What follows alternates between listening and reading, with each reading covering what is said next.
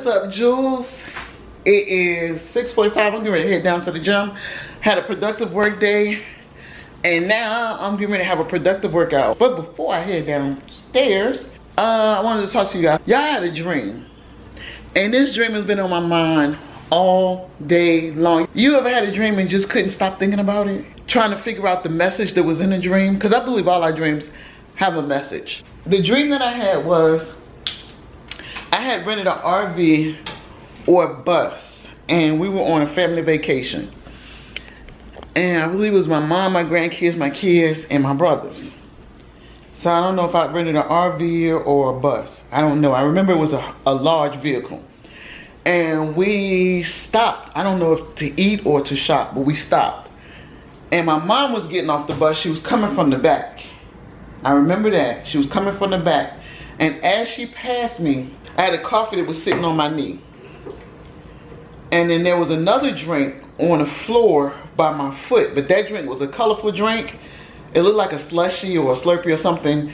But I remember it was blue and red and maybe purple because it was mixing. I don't know. But it was some colors and there was some ice in there. So you could tell it was a slushie or a Slurpee or something that was melting. So my mom walked past and she said, "Do you have anything cold to drink?" I said, "Well, I had the drink down there, but I didn't finish it. I didn't want it." And she took her cane and knocked the drink over. So I looked at her like, what was the purpose of that? And I looked at the drink, and then I looked back at her, and she said, "That's what you get for not buying me one." And then I woke up. Now I kept thinking about what was the message in this dream, because there was a message there. This is what I came up with, y'all. People will feel that they are entitled to what you have or what you've earned because they are attached to you. And if they don't get it, then they feel resentful.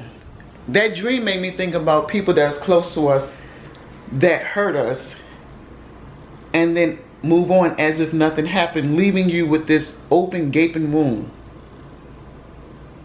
Like they didn't never do anything to you. They never did anything to you.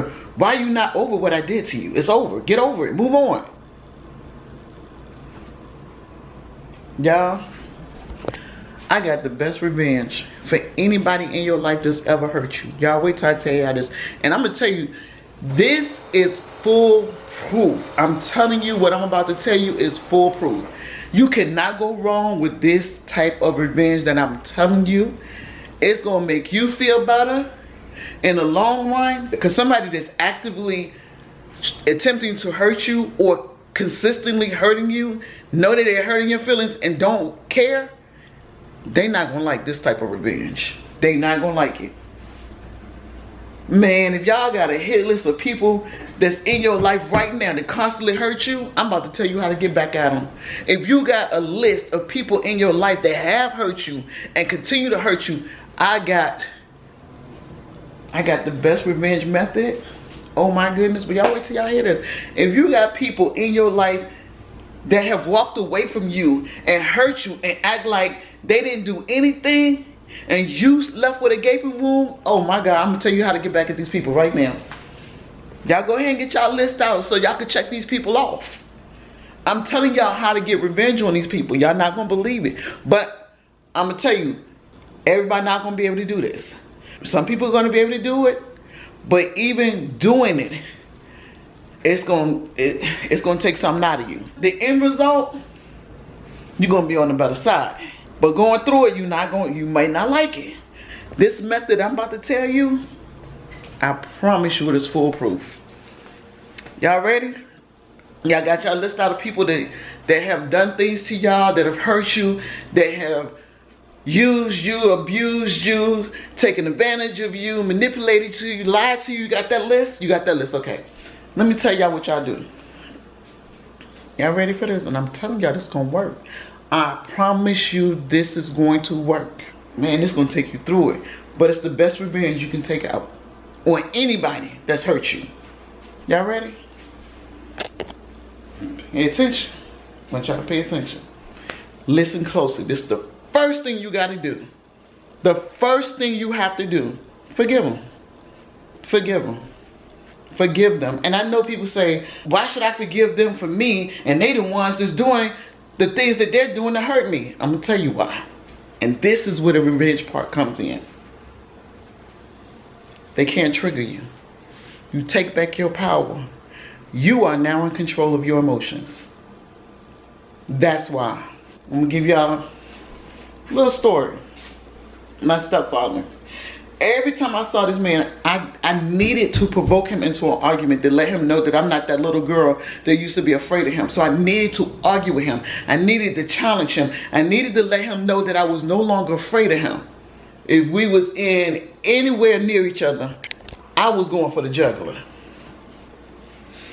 Now, how did that make me feel? It gave me an instant gratification, but then I walked away and I was still frustrated. I was still hurt. I was still angry.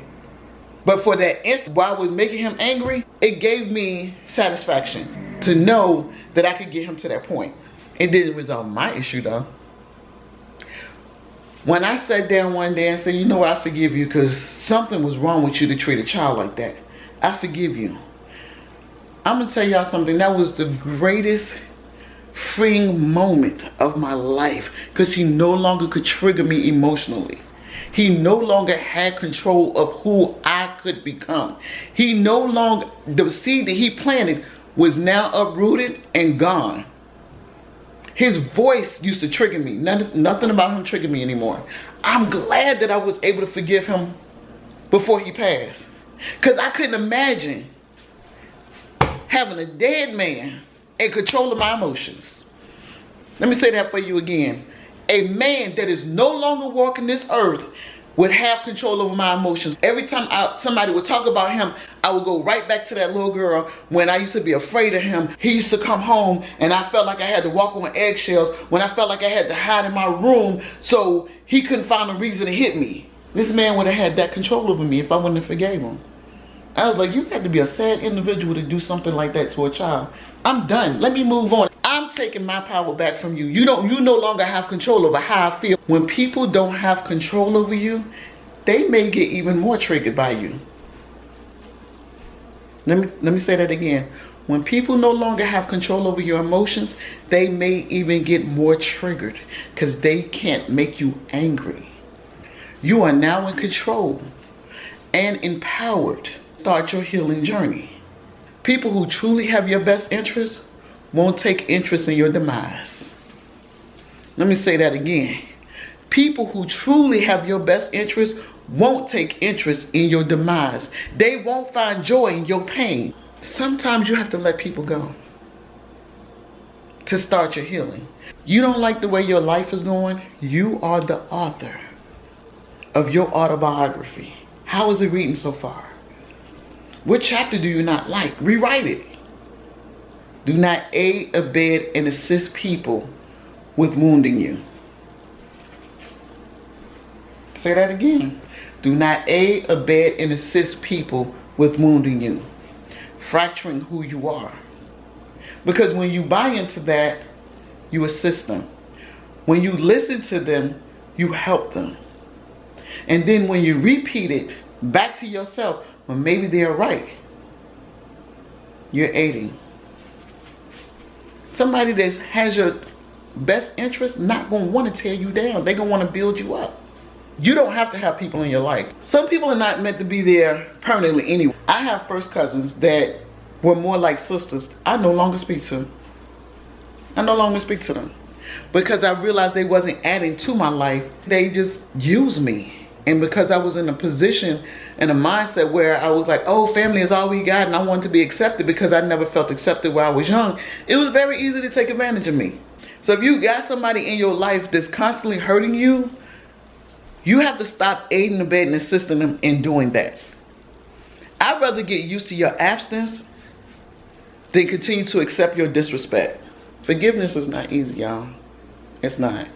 It took me a while to forgive this man. Over a year. But once I did and realized how empowered I felt when I heard his name or when I heard his voice, I didn't get triggered anymore. Because when people can trigger you, they have control. Forgive them, move on, and start your healing process. And let me just say this. Never ever rely on someone that hurt you to heal you. You will be walking around with a gaping wound for the rest of your life. You will be walking around, because some people don't care that they hurt you. They hurt. That's why they hurt. You know that saying, hurt people hurt people? That's true. That's true. You cannot want somebody to treat you better and you not treating yourself better. Because if you allow people to mistreat you, you mistreating you. That's point blank and the period. What I had to learn is what I went through does not define who I am. And it doesn't have to define you. Yeah, it makes you angry. And it hurts. But you have to work through it. You can't get over it. You don't get over pain. You heal from things that cause the pain. I don't know what that dream meant. I really don't. I just know that when in the dream my mom pushed that drink over and said, that's what you get for not getting me one, I realized you're not entitled to my joy. You're not entitled to my achievements. You're not entitled to things I've earned. You're not entitled to my victories. I'm entitled to that. And you don't get to tear them down when I achieve them. Let me say this before I go. You can invite people into your life, and being in your life is a privilege. And if they are in your life causing you to be frustrated, causing you to be angry, causing you to be hurt, you have an obligation to yourself to remove them from your life so you can start healing. Some people don't deserve you. And that's why I call you Jules. It is better to get used to someone's absence than to get accustomed to their disrespect, their disregard, and their dismissal of your feelings. And with that being said, I gotta go to the gym. I will talk to you guys later. So next time, keeping up with Des, Jules, you guys are uniquely made and made on purpose. And most valuable, believe that. I'll talk to you guys later. Bye.